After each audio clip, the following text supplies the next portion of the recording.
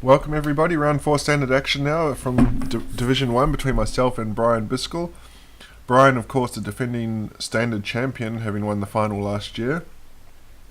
You can see in his notes there he's got 2 consecutive promotions behind Damien Furtado. So this is his 3rd season. His previous 2 seasons he's finished 2nd, both times to Damien, who is our grand champion at the moment. Interestingly, both are in the same division. And also Bryan had a really good run with making the finals. Unfortunately, he lost 3 format finals before he won the standard.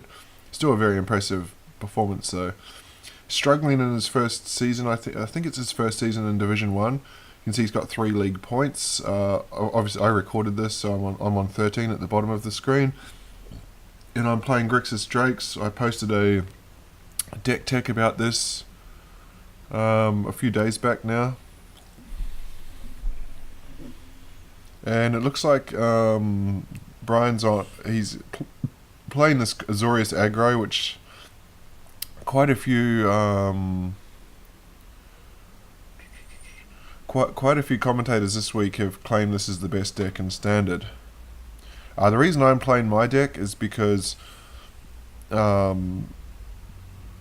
basically I played it at Standard Showdown and it went pretty well. I don't particularly follow Standard that closely. I mean, I know the decks, but so I was just comfortable playing this one.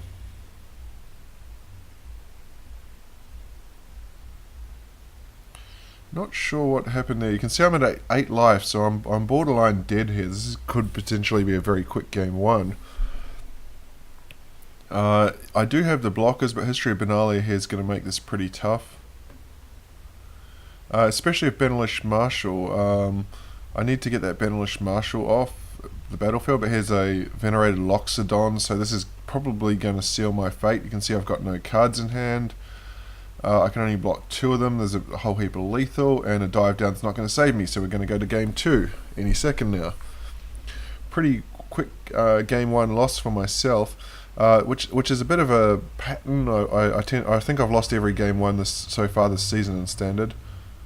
You can see I've bought in Duress. The reason I bought in Duress here is because I finished 3rd with this deck at Standard Showdown, and the only deck I lost to was this Azorious aggro, and that was largely because they shift to a more control deck, bringing in Negates and Spell Pierce, which is a real pain in the ass.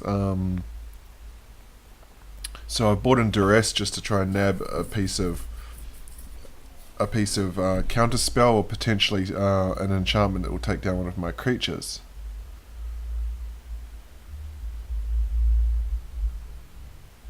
So here he's at a pretty low mana count. You can see 2, so I can pretty safely jam the Drakes because if he wants to use his Conclave Tribunal, he's going to have to tap out a whole heap of creatures to take it down, which I don't really mind because at this point of the game I was digging for a removal spell. You can see I got a ton of Drakes, I just need a few cantrips. Enigma's hanging back on defense now, so I'm kind of tempted here to fire off the Duress just to make the Enigma Drake bigger, but at the same time I decide to go a bit wider because I can hit him with 1 hit eventually. This is super suspicious. This screams... normally this would scream the instant that pumps him all +2/+1, but he was a mana short. So I think he's just trying to flip the Adanto, which I don't mind. Yeah, I'll let him flip that, because if he wants to tap out every turn for a 1/1, I don't mind, because I think Adanto's First Fort is really good as a late game sync, but if we get that far into it where he's doing that, I've probably lost, because my sort of deck's going to 1-shot kill him. Again here, I found this Ajani a bit of a strange one here, because he's got no defense against my Drakes, so Ajani's just going to die. And Benelish Marshal is a 4/4. Yeah, sure, he can come across. I'm going to double block because you can see I've got more Drakes in hand, so I can afford to give up a Drake in exchange for getting one of his Lords. And by this point here, I think I can't really lose. I do the count for Pyromander. I'm short. I did have the option here. I could have just duressed and then oh no, sorry, I didn't have black. That's right. If I had black, I could have duressed and pumped the Drake to what was required. And now he plays a Ajani there before combat, which tells me he's got no creatures in hand. So he's probably sitting on removal. At this stage I start to think about playing around. I'm going to keep that because it'll help me find the black. At this stage I'm thinking about playing around Settled Wreckage. You can see he's got enough up, and he didn't play his enchantment removal last turn.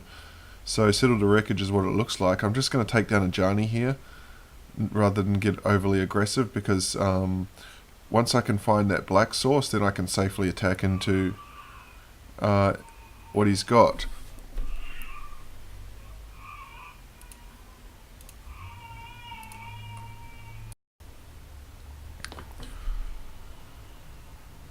So he plays the Ajani now.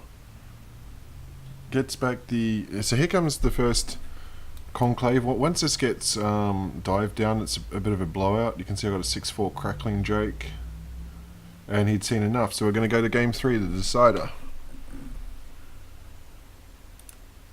You can see I've got Bedevil there.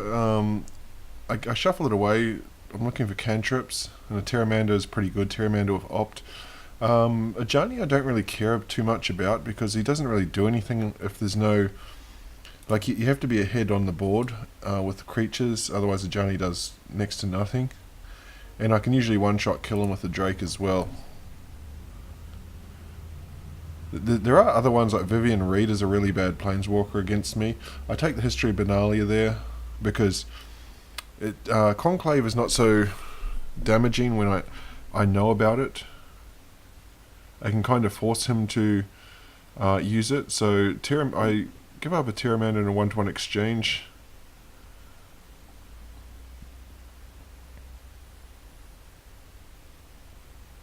So you can see here I go for the Enigma Drake, because I'm hoping he's going to use the Conclave, which he does.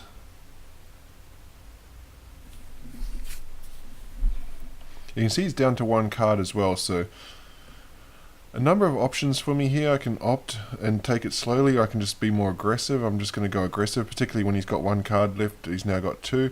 Here's a Benelish Marshal. Again, this doesn't really worry me too much.